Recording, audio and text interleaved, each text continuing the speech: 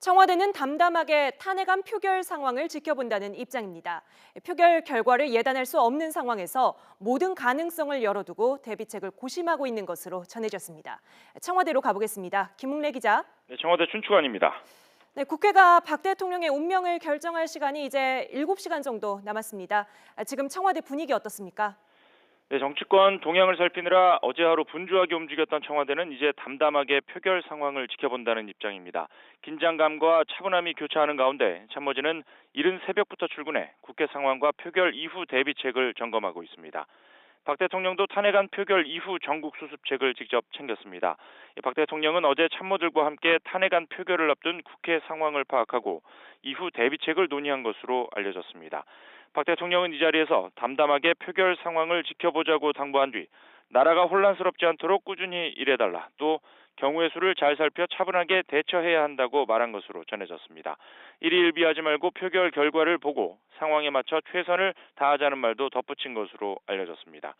표결 시점이 다가오면 박 대통령도 관저에서 국회 상황에 대한 보고를 받으면서 TV 생중계를 통해 표결 과정을 지켜볼 것으로 보입니다.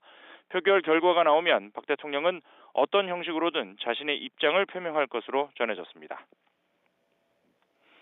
네, 표결 이후에는 상황이 어떻게 변할지도 궁금한데요. 우선 탄핵안이 가결되면 대통령의 지위와 신분이 달라지는 겁니까? 탄핵 의결서가 박 대통령에게 전달이 되면 그때부터 대통령으로서의 권한을 행사할 수 없게 됩니다. 헌법재판소에 탄핵 심판이 있을 때까지 길게는 180일 동안 직무를 수행할 수 없게 되는 겁니다. 헌법에 따라 국무총리가 대통령의 역할을 수행하는데요. 청와대는 국정표류와 이로 인한 혼란을 막기 위해 국무총리실과 긴밀하게 접촉하면서 권한 대행 체제를 준비해온 것으로 알려졌습니다. 권한 대행 체제로 전환되면 대통령 비서실도 총리의 지시를 받게 됩니다. 정부 조직의 설치 근거와 이유를 명시한 정부조직법상 비서실은 대통령 개인이 아닌 대통령의 직무를 보좌하게 돼 있기 때문입니다. 다만 직무가 정지된다고 해서 대통령의 신분도 보장받지 못하는 건 아닙니다.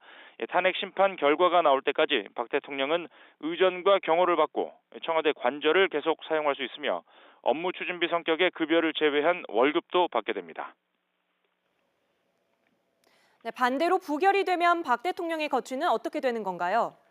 네, 우선 탄핵안이 부결이 되면 박 대통령은 당연히 대통령으로서의 모든 권한을 유지하게 됩니다. 법적 절차를 통해 사실상 대통령의 지위를 다시 인정받게 되는 셈인데요. 박 대통령 입장에서는 정치적인 출구를 모색하는 길이 될 수도 있겠지만 거취 문제를 둘러싼 혼란은 더욱 극심해질 수 있습니다. 박 대통령은 이번 주 초에 새누리당 이정현 대표와 정진석 원내대표를 만나서 4월 퇴진, 6월 조기 대선이라는 당론을 존중한다고 밝혔습니다. 하지만 실제 표결이 진행되는 등 상황이 바뀌었고 이후 거취 문제에 대한 박 대통령의 추가 입장도 나오지 않은 상태입니다. 이런 가운데 촛불 민심은 박 대통령의 즉각 퇴진을 요구하고 있고 야권 역시 탄핵안 표결과 별도로 박 대통령의 퇴진을 촉구해 왔습니다. 이 때문에 탄핵안이 부결된 뒤 박 대통령이 거취에 대한 뚜렷한 입장을 내놓지 않거나 정치권의 논의가 교착 상태를 보이면 전국 혼란은 더욱 가중될 가능성이 높습니다. 지금까지 청와대 춘추관에서 YTN 김문래입니다.